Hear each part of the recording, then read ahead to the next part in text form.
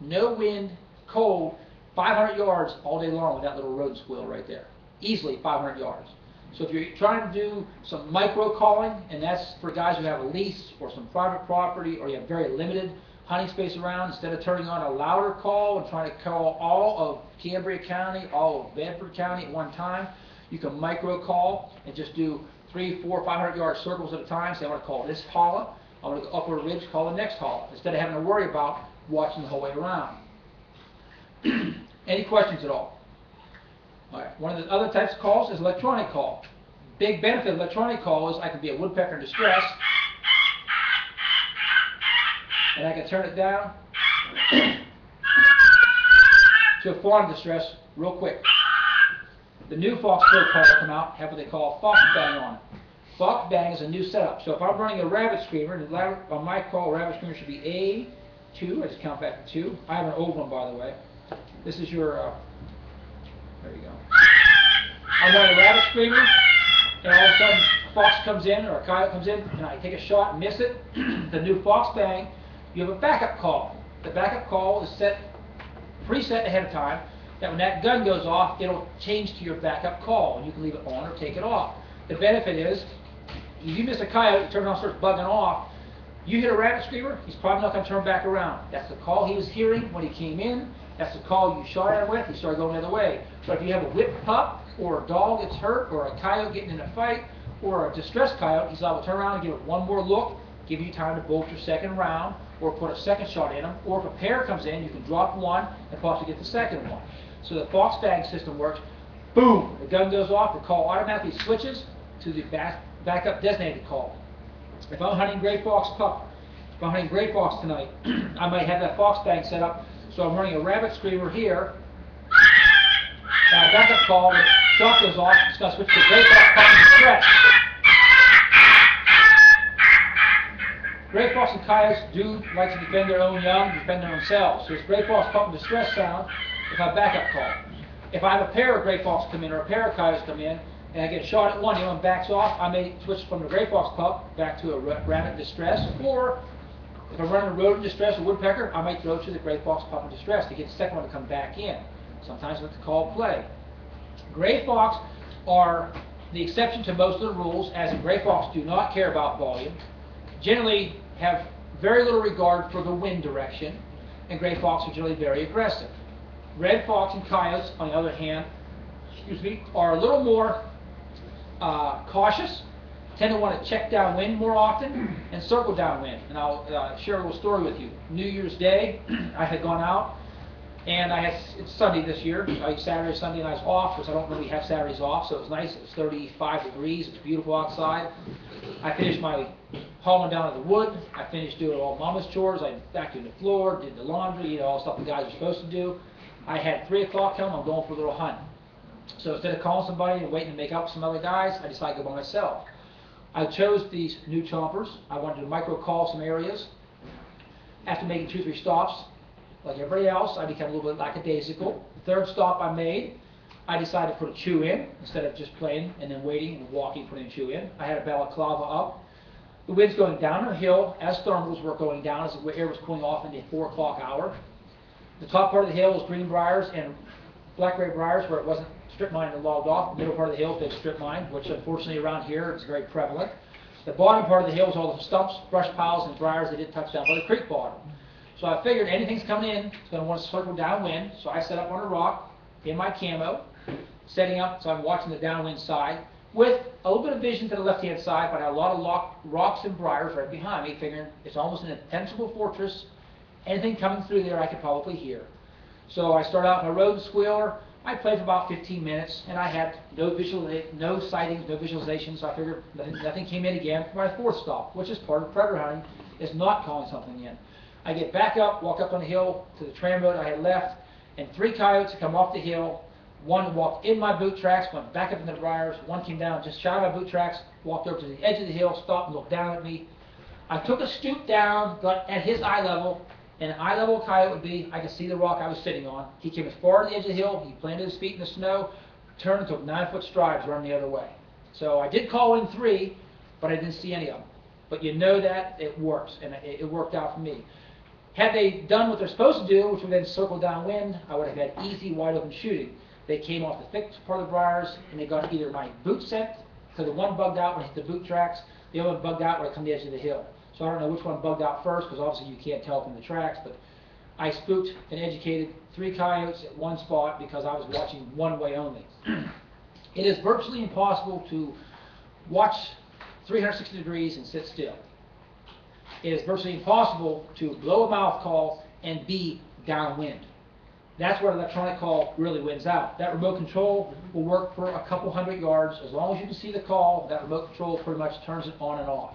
It allows you to sit downwind and run the call. So if a coyote comes in 100 yards downwind of the call and you're 150 yards downwind of the call, you're 50 yards upwind to him. You have the shot, he has no idea you exist. Leaving the fact that you didn't leave a scent trail as you crossed your boot tracks. So Thursday night, my buddy Chris bought a brand new rifle off me. He got a 223, the new Thompson Center Predator. It's an extremely attractive rifle, adjustable trigger, fluted barrel. He decks it out. He goes home Thursday night. He cracks off 3 shots. All 3 are a 3/4 inch group.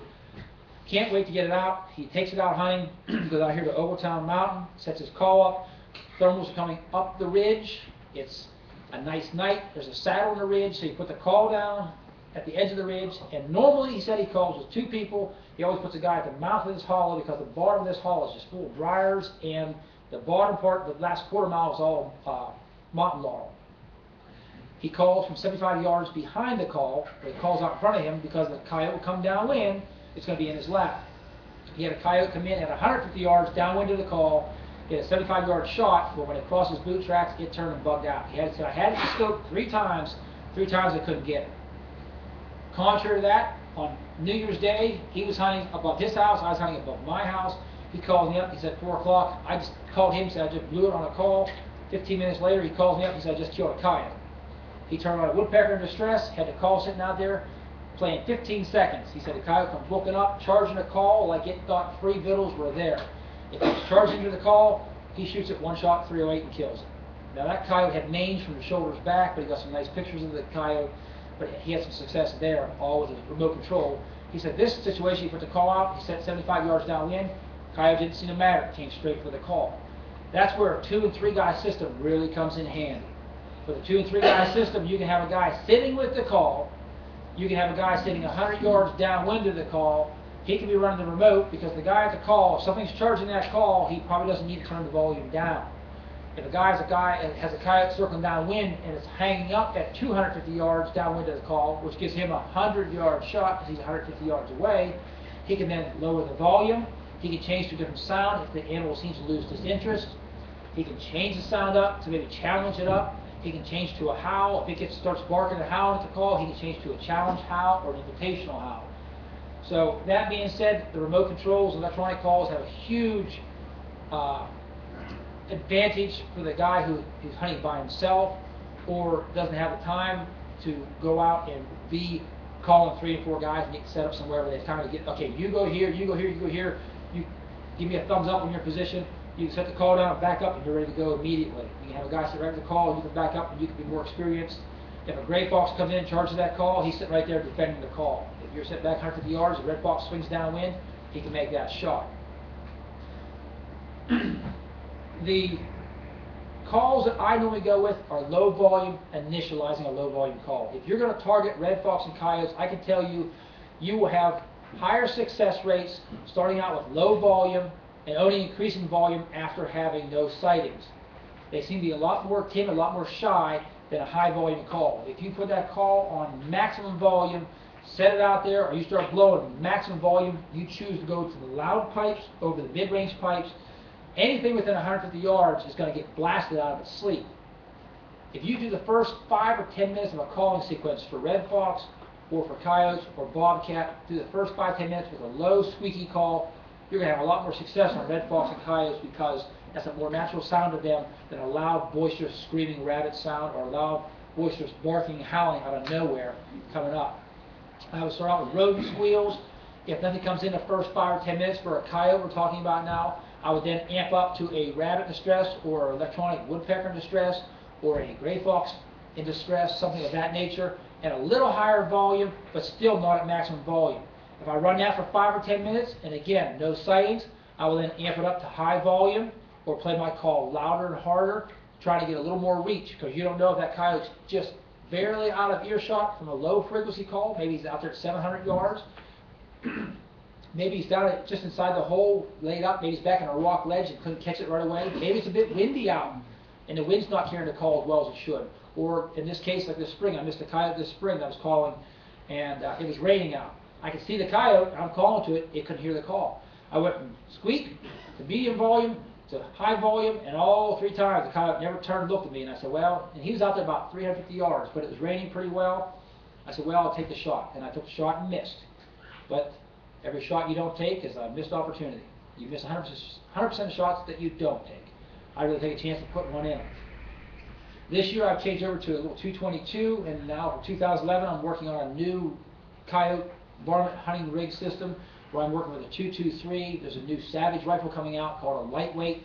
It weighs in at 5.5 pounds, and I'm working getting into a titanium suppressor for the end of it that you can suppress the sound down to about that of a 22 mag or a silenced rifle, so I can get more follow-up shots for where I do have a miss, because I frequently miss more than I hit. Because field conditions, moving targets, huffing on a call, hiking up a hill. I'm 44 years old. Hills are a lot steeper now than they were 20 years ago. For some of you guys, you know what I'm talking about. If you got gray mustaches, you know what I'm talking about. So I like to get back in off the beaten path. And when you hike in, there's one coyote here. I have a picture I shot this spring. I shot her probably 3/4 mile from the nearest road, and she was about maybe 30 pounds. I got her to the truck. She was 135 pounds. Amazingly, she put on a lot of weight. The last 50 yards, I was sort of dragging her, but I wanted to get pictures. I had no camera with me, so I wanted to get her out and get photos of it. Then I shot a pair of coyotes, and this time I'm a little bit smarter. I shot a pair of them on a Wednesday, which is my day off. I was about a mile back from the nearest road. This time I left them lay. I walked back, got my car, drove home, got my quad, made a 3-mile drive to the quad, picked them up and carried them out on the quad, because it was easier to get pictures that way than it was to drag them the whole way out. I'm getting smarter as I get older. But I like a lightweight rig, a short barrel. Some guys say, well, I want to go to a 26-inch heavy barrel. That's great, but when you're carrying an electronic call, you're possibly carrying a decoy in. You may have a couple mouth calls with you. You may have your seat for comfort to sit down. Maybe it's got a bipod or shooting sticks with you. Anything to give you a better stabilized platform to shoot. All that adds up more and more weight, so I'm trying to keep the weight down by diminishing that so I can get in and out easier, lighter, quicker. And quicker, easier means more stops. More stops, higher numbers. If I'm going to call for gray fox, I don't care about the volume of that call. I'll run a woodpecker, a rodent squeak, a squirrel in distress, rabbit in distress, fawn in distress, gray fox fight, gray fox in distress. I'll run high volume and I'll straddle that call. And I'll use my shotgun and not my rifle. Those short barrel rifles I spoke of earlier, one other benefit of a short barrel rifle, it slows the bullet down, does a little bit less fur damage. I've got about every varmint gun you can imagine in caliber, and I've tried everything from 22 Hornets to 17 Fireballs to 222s, 223s, 204s, 22 250s. This coyote rug here was shot with a 22 250 at about 180 yards right between the eyes. It's got a couple of hairs got cut, the bullet never came out of the skull. Contrary to that, I was calling in a hunt where it was like this hunt coming up currently. It was coyote and fox hunt. I'm sitting 50 yards downwind of a call. I have a remote with me. The red fox swings in about 80 yards downwind of the call. I have a 30-yard shot. I shot the red fox through the neck. I blew a hole about that big through its neck. I lost, I don't know, a couple ounces of meat. We come to weigh-ins on Sunday afternoon. Another guy in the group had a 12.2-pound fox. I had a 12.1-pound fox. He shot his twice with a 12 gauge with a 2-ounce load. If he hit it with every round, he put 4 ounces in it. I shot mine at 22.50. I took 4 ounces off. I lost by 0.1 pound. I lost $250 because of my choice of caliber. Had I had a chest shot only, I may have been better off. Had I had a 17 rimfire or 17 Fireball or 22 Hornet, I may have been better off. The caliber I chose was that I didn't want to have to worry about chasing coyotes across hill and dale if I hit one. I didn't know what came in. Red fox came in. I stopped it. So I did my job, but we lost by 0.1 pound. But when you put 360 miles on a car in 3 days, and gas is there, and you have your entry fee, it's nice to have at least a couple of dollars back by winning $250, get some of your gas money back off you, at least pay for your time and lost sleep. So that being said, I like to have any fur I can. I find that car gets better gas mileage when it's full of fur. It just works a lot better for me. Any questions at all? Okay.